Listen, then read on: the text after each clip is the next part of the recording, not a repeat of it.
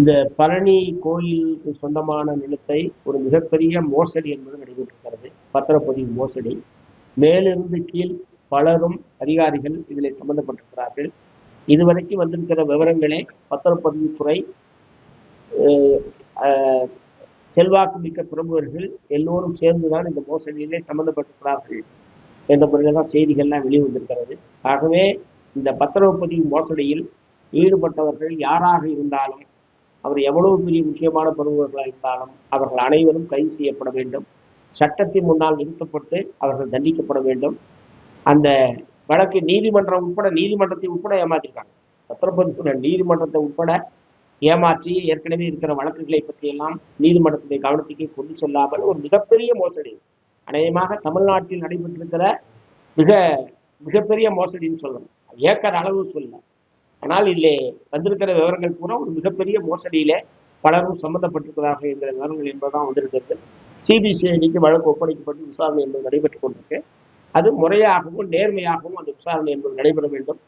மோசடியில் சம்பந்தப்பட்டவர்கள் யாராக இருந்தாலும் அவர்கள் அனைவரும் கைது செய்யப்பட வேண்டும், தண்டனை பெற்றுத்தர வேண்டும். இது எல்லாம் தவறு மோசடி கடந்த ஆட்சியில் இது போல வரும்போது ஊழல் இது ஊழலா தவறா அப்படின்னு இல்ல இந்த ஆட்சி வந்த ஒண்ணு நடைபெற்று இந்த அரசுக்கு நேரடியாக சம்பந்தம் இருக்கு, ஆட்சி அமைச்சர்கள் அதில் சம்பந்தப்பட்டிருக்கிறார்கள் என்பதில் எங்களுக்கு உடன்பாடு இல்லை. அந்த மாதிரியான எந்த விவரங்களும் வரல.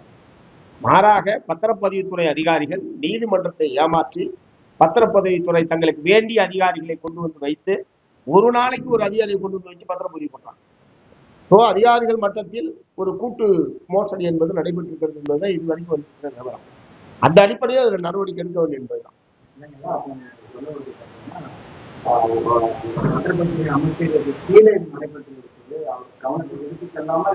இதுவரைக்கும் வந்திருக்கிறவரும் அப்படிதான் தெரியும். அதனாலதான் அவரு இந்து அறநிலையத்துறை அமைச்சரே நேரடியாக அதுல போய் தலையிட்டு நடவடிக்கைக்கு மற்றவர்களுக்கு அவரே தானே முன்னாடி முனைப்பார் செயல்பட்டு இருக்காரு.